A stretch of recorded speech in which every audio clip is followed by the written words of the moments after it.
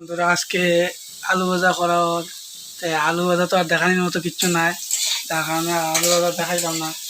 আজকে আলু ভাজা দিয়ে ভাত খাইলাম তাড়াতাড়ি।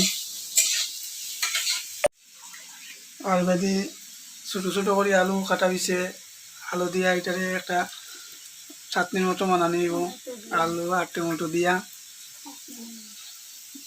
আর এদিকে তো আলু ভাজা খিতা দেখাইতাম, কিচ্ছু দেখানোর নাই। এটা আমার লাগে করা ওর, আমি খাইতাম করিয়া। আমার খুব ক্ষুধা লাগছে।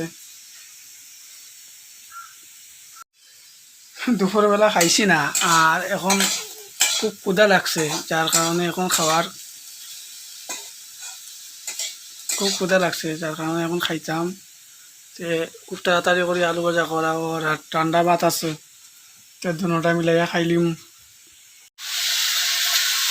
লবণ লইলাম, শব্দ করে অত তারপর লবণ লইছি আর পানি দিছি।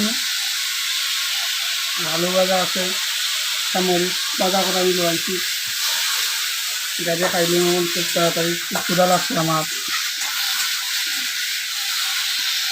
আর এদিকে আলু দিয়া টমেটো দিয়া চাটনি করা হইব।